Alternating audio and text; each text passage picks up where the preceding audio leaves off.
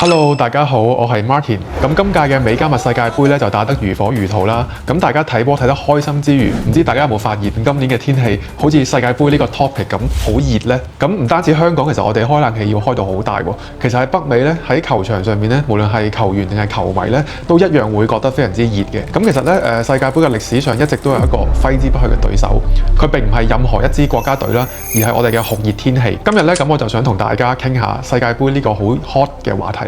咁由32年前一個好經典嘅歷史啦，到依家嘅極端天氣，咁再順便咧同大家分享下我哋 i2Pool 點樣用自然嘅智慧，點樣用我哋嘅無鏈製冷技術去對抗大自然嘅酷熱。咁講到世界盃嘅酷熱歷史咧，最經典嘅咁就一定要數94年嘅美國世界盃啦。嗱，咁94年咧咁啱都係我出世嘅年份啦，咁亦都係喺北美舉行啦。咁當年其實係要為咗配合歐洲嘅呢個電視嘅黃金轉播時段咧，佢好多賽事咧都要係安排喺中午啦或者係下晝去舉行嘅。咁就結果變到係成個賽程咧都係好似一場耐熱嘅大考驗咁，因為你正午啦或者係下午咧都係一啲好熱嘅時間段啦。咁首先咧，我哋睇下當時嘅達拉斯棉花碗球場啦。咁喺94年嘅6月27號咧，德國對南韓嘅分組賽裏邊咧，其實現場嘅氣温咧係飆升到華氏嘅101度嘅，咁亦即係大約係攝氏嘅38.3度啦。咁睇翻當時嘅一啲賽後嘅採訪咧，咁其實德國同埋南韓嘅球員咧，佢哋都表示咧係當時嘅球場嘅草皮係熱到好似火燒咁樣嘅，咁啲熱力咧係可以直接透過鞋底係可以辣興佢哋隻腳咯。咁而喺另一邊廂嘅奧蘭多金吉碗球場咧，咁情況就更加誇張啦嚇。咁喺當時嘅比利時對摩洛哥嘅比賽裏邊咧，咁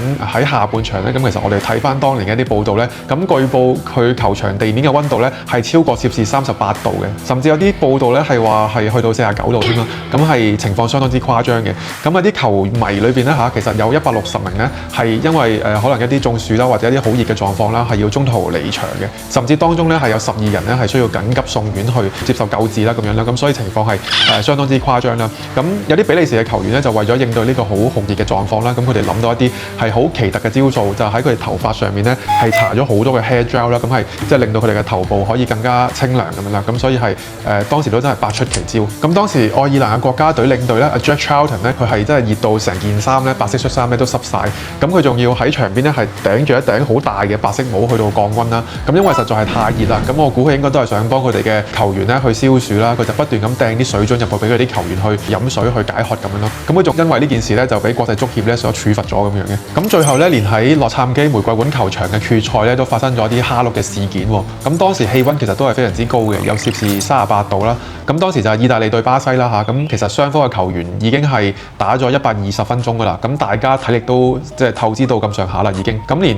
意大利嘅呢個傳奇嘅球星巴治奧咧，佢居然都係射失咗一個12碼咯。咁我相信如果年紀有翻咁上下嘅觀眾啦嚇，如果你當時係有睇到現場直播咧，咁應該都記憶非常之猶新嘅。咁我相信咧，雖然係當時佢帶傷上陣啦，咁但係酷熱嘅環境咧，的確都會係影響到運動員嘅表現。咁當時嘅愛爾蘭後衞咧 Terry Phelan 咧，佢後嚟回憶咧都話咧，其實當年咧根本冇呢個 water break， 即係呢個飲水暫停呢個機制。咁所以佢哋當時簡直係喺一個好熱嘅人間煉獄咁樣喺裏邊煎熬啦。咁所以球員咧喺一場比賽入邊咧，佢哋其實係會流失有幾公斤咁多嘅水分嘅。咁大家其實比賽完之後咧都要瘋狂食意粉啦嚇，食意大利粉啦，同埋要飲好多電解質去到補充翻一啲流失咗嘅體力。咁講起世界盃飲水暫停 water breaks 嘅呢個機制咧，咁其實佢引入咗唔係好耐嘅啫。咁其實佢第一次引入咧，其實就係好近代嘅，係14年嘅巴西世界盃啦嚇。咁當時咧佢係由意大利嘅主帥普蘭德去 propose 啦，咁國際足協係批准咗，然之後引入嘅。咁屬於係一個高溫觸發嘅一個預防機制啦。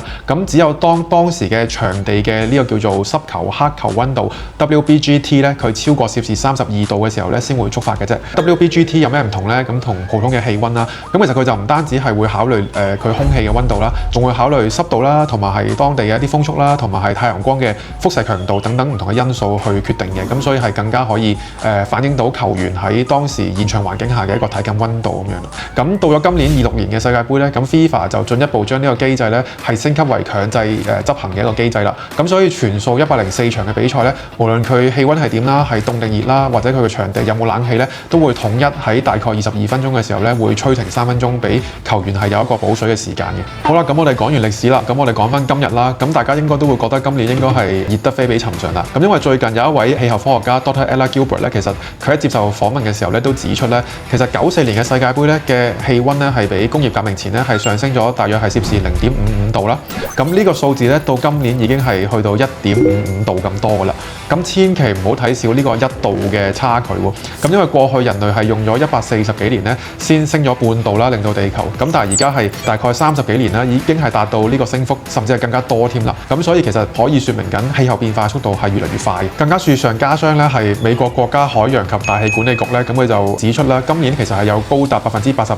嘅機率咧係會出現呢個超級嘅厄爾尼諾現象嘅。咁科學家亦都警告啦，呢次有機會成為史上最強嘅厄爾尼諾之一。咁究竟乜嘢係厄爾尼諾現象呢？咁其實呢個現象咧係指赤道東太平洋海面嘅溫度異常變暖啦。咁呢個現象其實係會搞到全球氣候大失衡嘅。咁尤其是係依家係喺全球變暖嘅呢個大背景之下啦，咁暖化其實係同厄爾尼諾現象咧係有一個協同放大嘅效應嘅。咁暖化本身咧其實已經係可以令到我哋嘅極端天氣變得越嚟越頻繁嘅啦。咁而厄爾尼諾佢異常釋放嘅呢一啲能量咧，其實疊加埋氣候變暖咧，就好似火上加油咁樣啦，係直接推高咗全球嘅氣温，係令到我哋氣温不斷咁樣創下新高。所以咧結果就係導致我哋亞洲會乾旱啦，咁同埋美洲可能會有更加多嘅暴雨啦，咁變得比以往更加激烈、更加頻繁、更加難以預測嘅。咁所以今年大家覺得熱到頂唔順呢，其實就絕對唔係你嘅錯覺啦，而係我哋氣候系統俾我哋一個好強烈嘅警號。根據氣象研究機構 Climate Central 嘅分析指出咧，咁今年嘅世界盃咧，其實104場嘅比賽裏邊咧，會有97場咧係會達至呢個性能受損嘅高溫影響啦。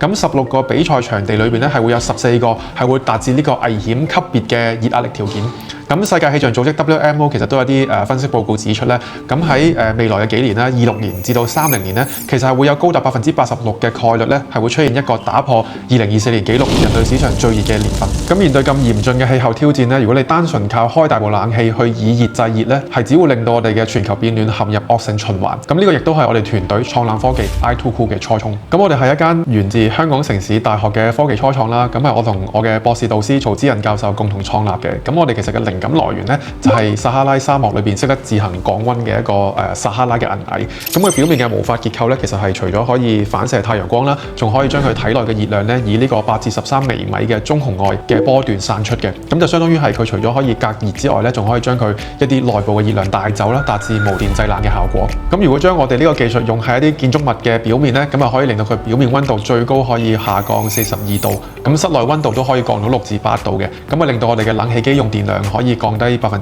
至40%啦。咁如果你哋有去開紅館睇演唱會啦，即係位於紅磡嘅香港體育館啦，咁如果你細心嘅話咧，咁可能你會留意到佢裏邊嘅溫度比原先係低咗少少嘅。咁啊，因為其實喺24年年底咧，我哋已經將我哋嘅技術係全面咁樣用咗喺紅館嘅屋頂啦。咁啊，一年咧，我哋預計係可以慳翻30萬度嘅用電量啦，減少150噸嘅碳排放。咁啊，為未來嘅一啲體育賽事係提供咗一個非常之好嘅綠色嘅選項。咁其實我哋團隊咧一直都秉持住呢個香港研發、灣區製造、面向全球嘅呢個商業模式。咁其實我哋除咗塗層之外咧，咁我哋呢個技術都用咗喺好多唔同嘅產品上面嘅。咁譬如係玻璃薄膜啦、陶瓷啦，或者一啲汽車嘅車漆啦，甚至係我哋嘅衫啦。嗱，我着緊嘅呢件衫裏邊嘅紗線咧，其實我哋都將我哋嘅降溫嘅納米技術係積咗喺裏邊嘅。咁所以就可以令到我哋嘅技術好似一個生態圈咁樣，係將佢輻射喺各行各業各種唔同嘅產品裏邊，去提供呢個降溫嘅功能。咁其實我哋同時都非常之注重呢個技術合作啦。咁譬如我哋其實係同陶瓷界嘅龍頭喺佛山嘅東鵬陶瓷咧，其實係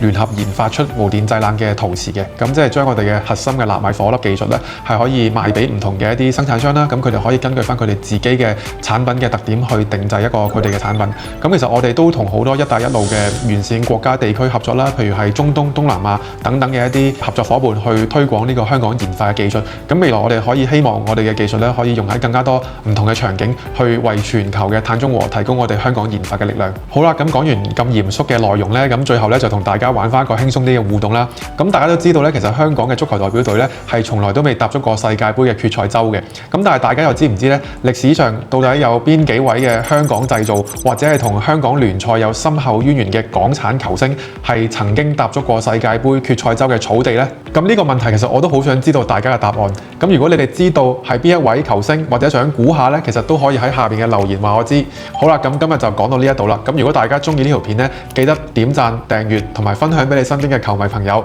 下條片再見。